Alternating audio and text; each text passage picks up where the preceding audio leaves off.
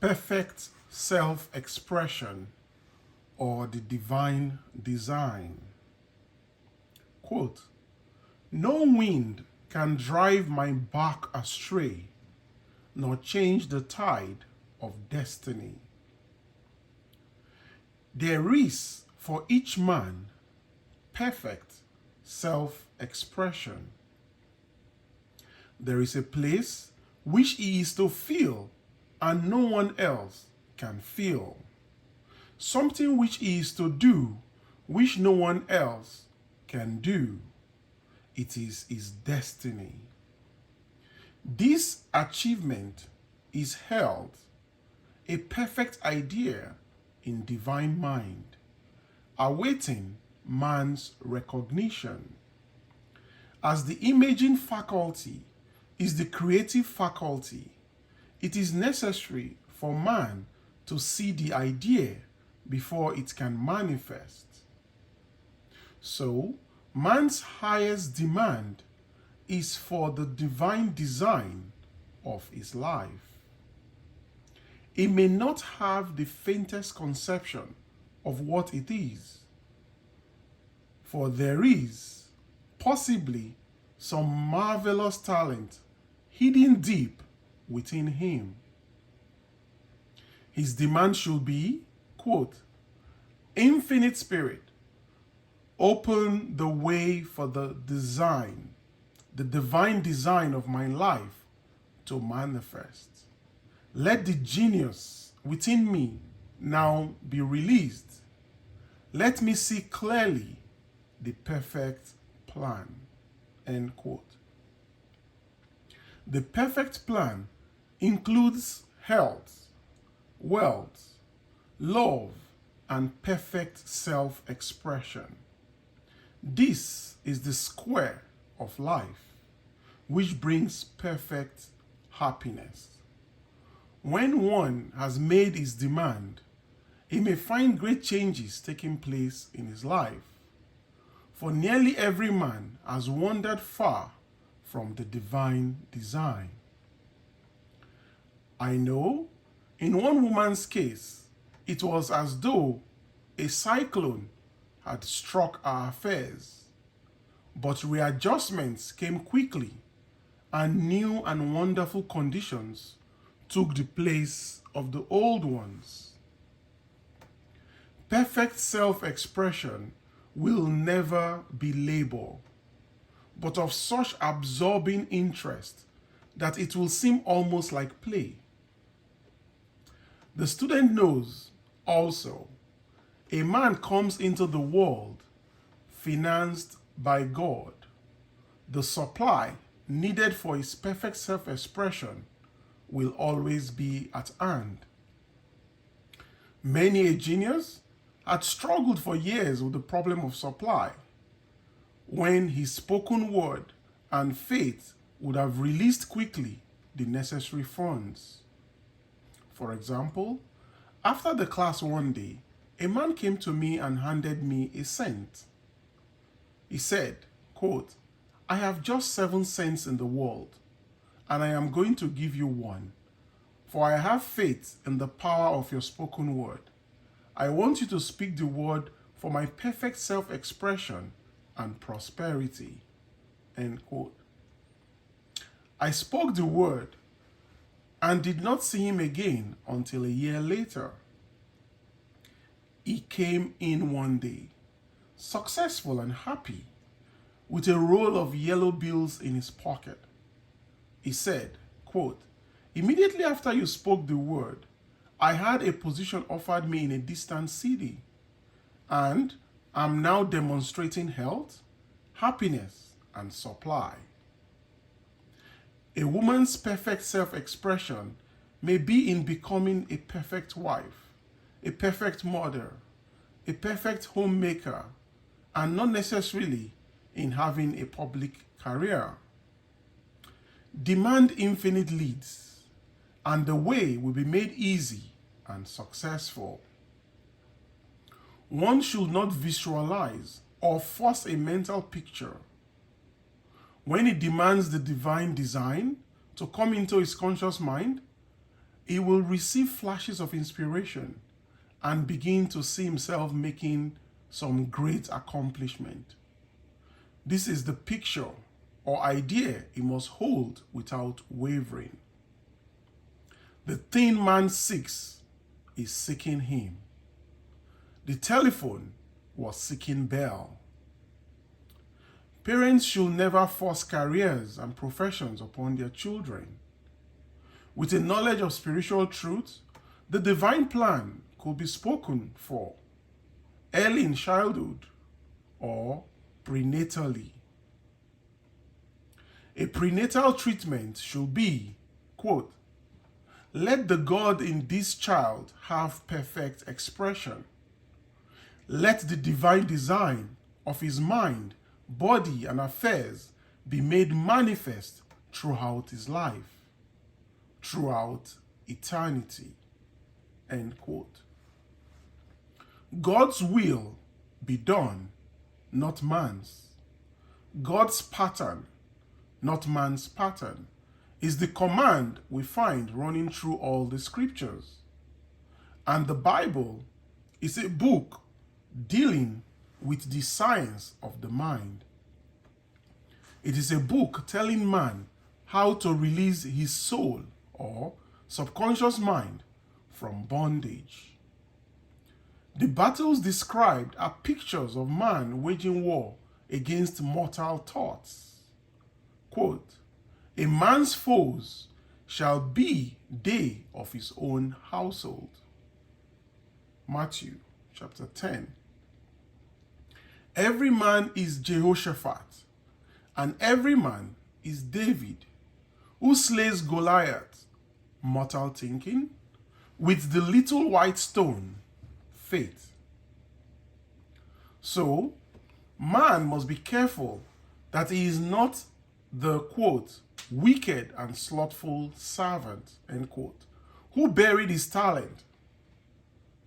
There is a terrible penalty to be paid for not using one's ability. Often, fear stands between man and his perfect self-expression. Stage fright has hampered many a genius. This may be overcome by the spoken word or treatment. The individual then loses all self-consciousness and feels simply that he is a channel for infinite intelligence to express itself true. He is under direct inspiration, fearless and confident, for he feels that it is the Father within him who does the work. A young boy came often to my class with his mother. He asked me to speak the word for his coming examinations at school. I told him to make the statement, quote, I am one with infinite intelligence. I know everything I should know on this subject. End quote. He had an excellent knowledge of history, but he was not sure of his arithmetic.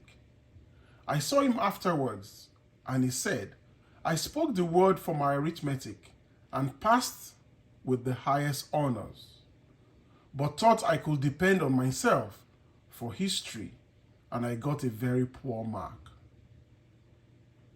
Man often receives a setback when he is, quote, too sure of himself, end quote, which means he is trusting to his personality and not the, quote, Father within, end quote. Another one of my students gave me an example of this. She took an extended trip abroad one summer, visiting many countries, where she was ignorant of the languages. She was calling for guidance and protection every minute, and her affairs went smoothly and miraculously. Her luggage was never delayed nor lost. Accommodations were always ready for her at the best hotels, and she had perfect service whenever and wherever she went. She returned to New York. Knowing the language, she felt God was no longer necessary.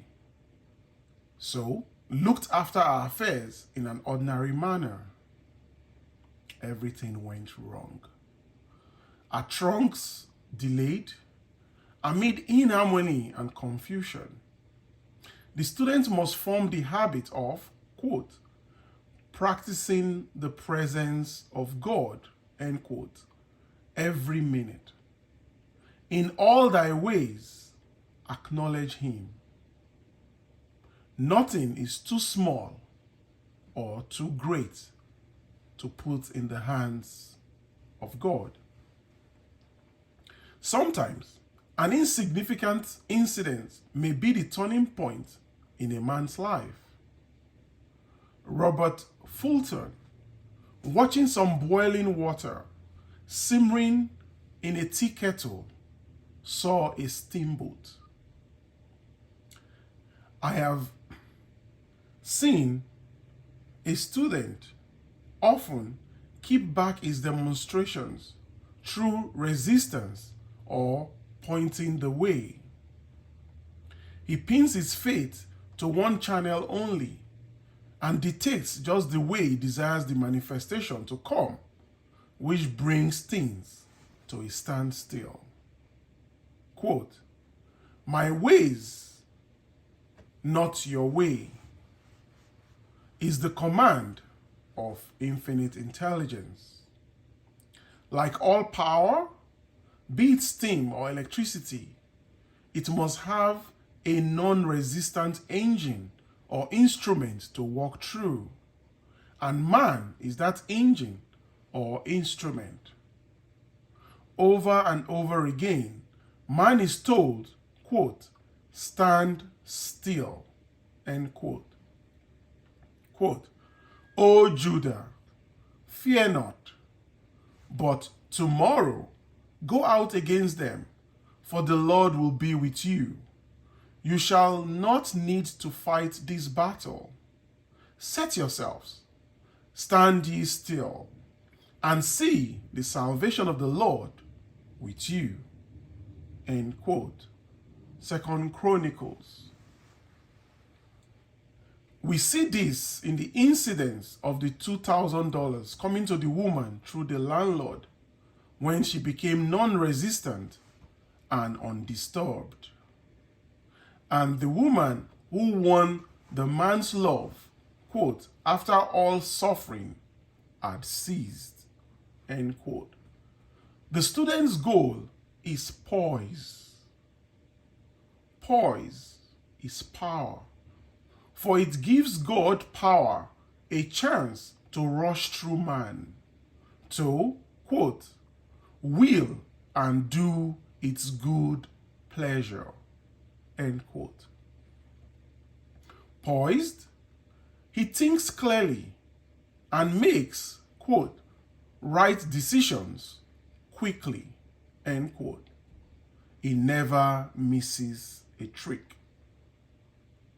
Anger blurs divisions, poisons the blood, is the root of many diseases, and causes wrong decision leading to failure. It has been named one of the worst sins, as its reaction is so harmful. The student learns that in metaphysics, sin has a much broader meaning than in the old teaching. Quote, whatsoever is not of faith is sin. Romans chapter 14. He finds that fear and worry are deadly sins. They are inverted faith, and through distorted mental pictures, bring to pass the thing he fears. His work is to drive out these enemies from the subconscious mind. Quote, when man is fearless, he is finished. Metalink says that, quote, man is God afraid, end quote. So, As we read in the previous chapters, man can only vanquish fear by walking up to the thing he is afraid of.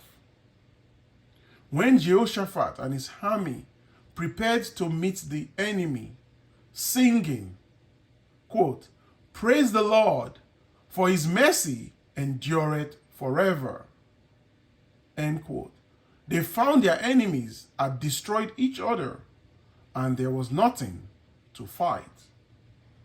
For example, a woman asked a friend to deliver a message to another friend. The woman feared to give the message, as the reasoning mind said, quote, "Don't get mixed up in this affair. Don't give that message," end quote. She was troubled in spirit, for she had given her promise that she would deliver the message. At last, she determined to, quote, "walk up to the lion," end quote, and call on the law of divine protection. She met the friend to whom she was to deliver the message. She opened her mouth to speak it when her friend said, "So and so has left town." This made it unnecessary to give the message, as the situation depended upon the person being in town. As she was willing to do it, she was not obliged to do it. As she said, as she did not fear, the situation vanished. The student often delays his demonstration through a belief in incompletion. He should make this statement, quote, "In divine mind, there is only completion. Therefore, my demonstration is completed. My perfect work, my perfect home, my perfect health are all completed in divine mind." Whatever it demands are perfect ideas registered in divine mind and must manifest under grace in a perfect way. He gives thanks he has already received on the invisible and makes active preparation for receiving on the visible. One of my students was in need of a financial demonstration. She came to me and asked why it was not completed.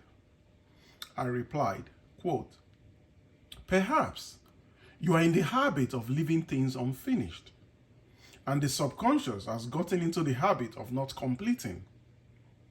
As in the without, so the within. As within, so without." She said, "You are right. I often begin things and never finish them. I'll go home and finish something I commenced weeks ago, and I know it will be symbolic of my demonstration." So she sued assiduously, and the article was soon completed.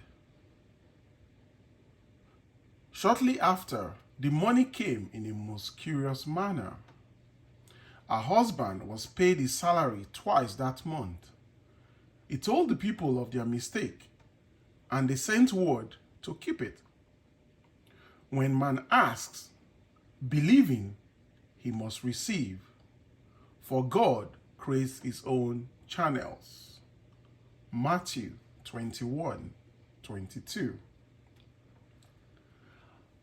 I have been sometimes asked, quote, "Suppose one has several talents, how is he to know which one to choose?" Demand to be shown definitely. Say, quote, "Infinite Spirit, give me a definite lead. Reveal to me my perfect self-expression. Show me which talent I am to make use of now." End quote. I have known people to suddenly enter a new line of work and be fully equipped with little or no training.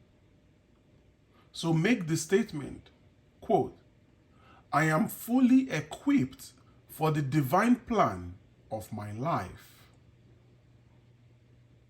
End quote. And be fearless in grasping opportunities. Some people are cheerful givers, but bad receivers. They refuse gifts through pride or some negative reason, thereby blocking their channels, and invariably find themselves eventually with little or nothing. For example, a woman who had given away a great deal of money had a gift offered her of several $1,000s.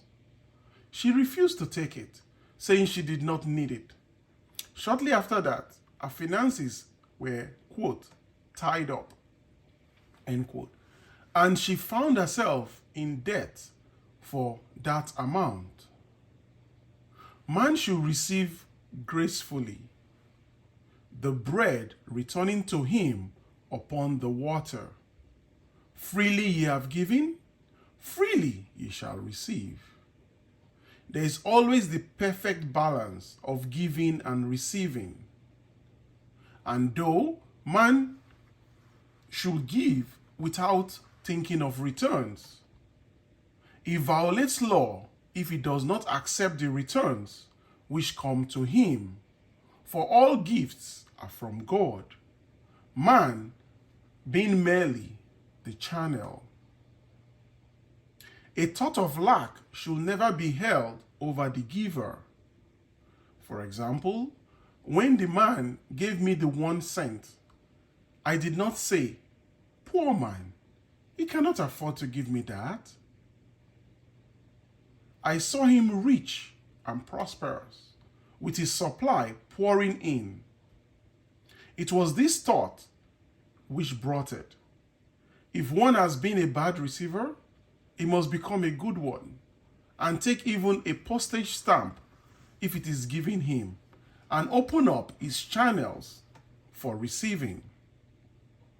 The Lord loveth a cheerful receiver, as well as a cheerful giver. I have often been asked why one man is born rich and healthy and another poor and sick. Where there is an effect, there is always a cause. There is no such thing as chance. This question is answered through the law of reincarnation. Man goes through many births and deaths until he knows the truth which sets him free. He is drawn back to the earth plane through unsatisfied desire to pay his karmic debts or to, quote, fulfill his destiny, end quote. The man born rich and healthy has had pictures in his subconscious mind of health and riches, and the poor and sick man of disease and poverty. Man manifests on any plane the sum total of his subconscious beliefs. Be it to you according to your faith. Matthew 9:29. However, birth and death are man-made laws. For the, quote, wages of sin is death, end quote. The Adamic fall in consciousness through the belief in two powers was the cause of that belief or thought in the consciousness of man. The real man, the spiritual man, is birthless and deathless. He never was born and has never died. Quote, as he was in the beginning, he is now, and ever shall be, end quote.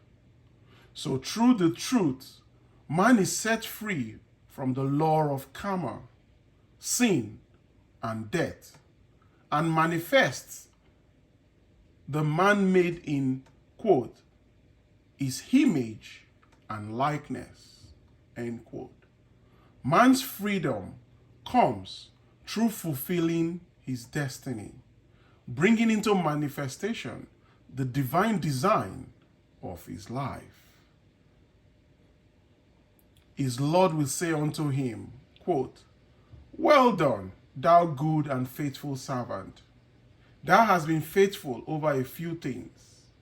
I will make thee ruler over many things, including death.